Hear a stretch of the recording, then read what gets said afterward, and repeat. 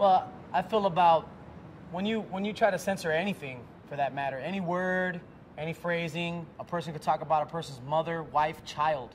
In the course of a battle, I believe that an MC should be able to throw darts in any which way or form towards any other MC, regardless of ethnicity and background. I've heard many different derogatory statements placed in an MC battle, and at the end of the day, they shake hands. One person wins, one person loses. Hopefully, with our judges, we make sure that the person who won was based on skill.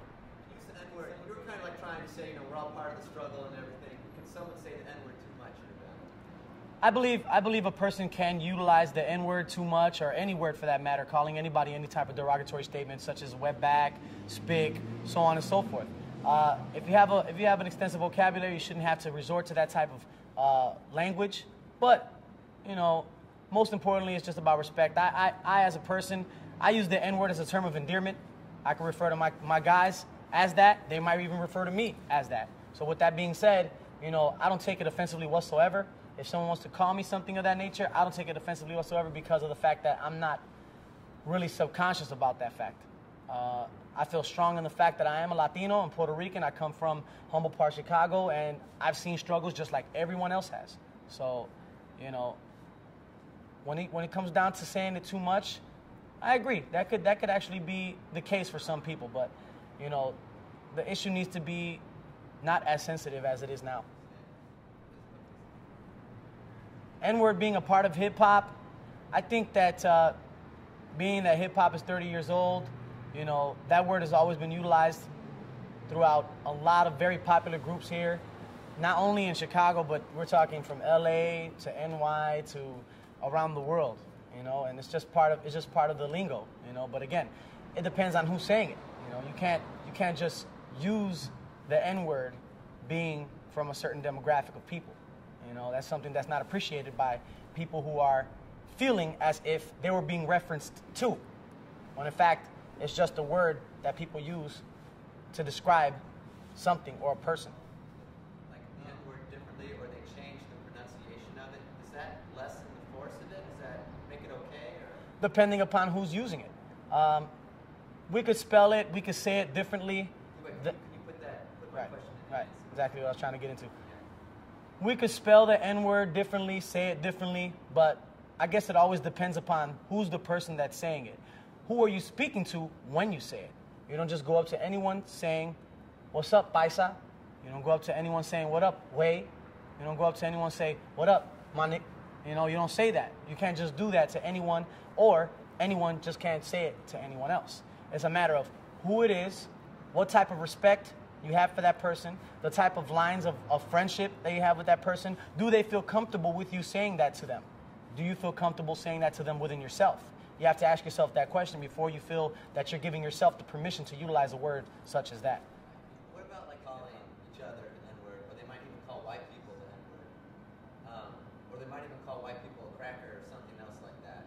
But the white person in response kind of has his hands tied. He can't respond in kind of the black guy saying, you know what I mean? This is true. Again, it has to do, being that a brother could call somebody else of a different ethnicity something derogatorily, it always depends, again, on who's saying it to what person. If I'm talking to somebody that I know I have respect for, I have an appreciation for them as a person, if they decide they want to call me that, you know, a spick for that matter, I'll laugh it off because I'm not offended by that whatsoever. I could call that very same person my nigga, and he's not going to be offended by that. I feel like a black person could call me my nigga, and I'm not going to be offended by that because we come from a very similar background. So therefore, when it comes down to a white person being referred to as a cracker, I think they can have that same type of lines of communication depending upon the endearment, you know, and how they're using the word. I've heard a white person refer to a black person in that tone. I've also heard a black person refer to a white person in that tone. But yes, there are times where, you know, the white man can be a little tied up and not able to utilize such words because he's not comfortable with being able to say something like that to a person like that. And depending on the terrain, your surroundings, you know, just because I might say it to you, your friends might not appreciate it. So I might be careful about how I choose and when I choose to use it. This is another thing. Remember when Ioma said, okay, hey, let's have it so that the first round no one can say the word like. You know,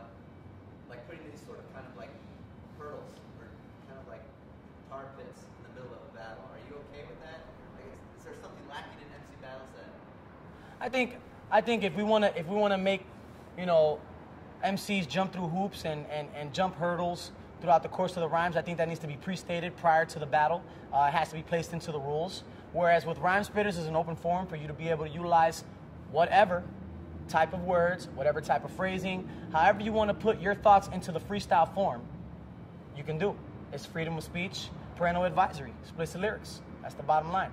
So the MC, the artist, being that he's freestyling at that particular time, he should be able to flow with the thoughts. There should be no restrictions, because if you have restrictions, then you have to use a separate part of the brain and a different type of skill level to be able to articulate your thoughts properly and run around things that you would normally say and certain bridges that you would normally use to get into the next rhyme pattern or sequence of rhymes and cadences. With that being said, for example, love spitters. When we go to love spitters, we know, and every artist knows, that when they're getting into love spitters, they have to direct their subject matter of the rhyme into a certain direction. When we're coming into rhyme spitters, they should be able to just freely express themselves openly and win, because we're talking about there's a lot of things at stake, not to mention a person's pride and rep and rapport and, you know, mystique, but you got the dope, you know. So when it comes down to that, Rhymespitters, open forum. The word on the street is that the judging was poor this year. Have you heard this, or you can talk about like the opinion on the street? Well, I mean, you know, to an extent, the judges did what they did. I respect what the judges were able to do. In my opinion, there was a couple of battles that did not need to go any further than what they did. But hey, I'm not a judge. I'm a host. So I'm going to respect what the judges have to say. If I have to state an opinion, I absolutely will do so. But I can say that right after the battles, there was a couple of people who felt that the judging was, in fact, you know, conducted poorly.